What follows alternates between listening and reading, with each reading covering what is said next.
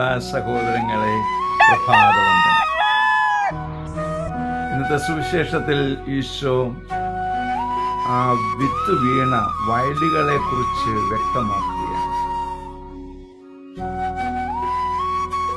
ഒരു സ്ഥലത്ത് മാത്രമാണ് നന്നായിട്ട് വിത്ത് വളരുകയും ഫലം പുറപ്പെടുവിക്കുകയും ചെയ്തത്. ബാക്കിയുള്ള 3 സ്ഥലങ്ങളും നമ്മൾ തന്നെയായിരുന്നു എന്നുള്ളതാണ് ഇന്നത്തെ വചനത്തിലൂടെ നമുക്ക് വെളിപ്പെടുത്തി തരുന്നത്. 1 വഴിയരികായിരുന്നു, 2 മുള്ളുകൾ പാറമേലായിരുന്നു, 3 മുള്ളുകൾ നിറഞ്ഞിരുന്നു. ഈ 3 സ്ഥലവും വേണ്ട രീതിയിൽ വചനത്തെ ശ്രദ്ധിച്ചില്ല,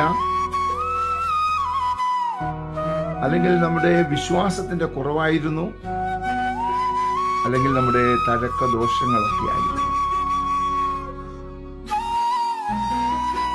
ഇത് മൂലമാണ് വിത്ത് നമ്മിൽ വേണ്ട വിധം വളരാഞ്ഞത്, ഫലം ചൂടാഞ്ഞത്.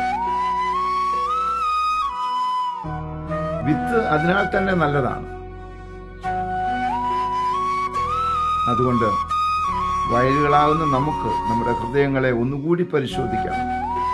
ഈശോയുടെ തിരക്കത്താൽ കഴുകണമേ എന്ന് പ്രാർത്ഥിക്കാം. പരിശുദ്ധാത്മാവിൽ നിറയ്ക്കണമേ എന്ന് പ്രാർത്ഥിക്കാം. നമ്മിൽ നമ്മുടെ ശരീരത്തിൽ ഒരു അഴുക്ക് കണ്ടാൽ പെട്ടെന്ന് തന്നെ നമ്മളത് കഴുകാൻ ആയിട്ട് ശ്രമിക്കും. ഇതുപോലെ ആത്മാവിൽ കാണുന്ന കറകളെ കണ്ടുപിടിക്കുവാനുള്ള കാഴ്ചശക്തി നമുക്ക് കിട്ടട്ടെ.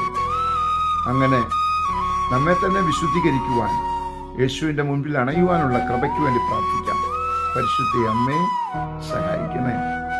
വിശുദ്ധ ഔസേപിതാവേ, ഞങ്ങൾക്ക് വേണ്ടി പ്രാർത്ഥിക്കണേ. പരിശുദ്ധാത്മാവേ, എഴുന്നള്ളി വരണേ. പരിശുദ്ധ പരമ ജീവികാരണത്തിന് നേരവും ആരാധനയും സ്തുതിയും പുകഴ്ചയും ഉണ്ടായിരിക്കട്ടെ. ആമേൻ.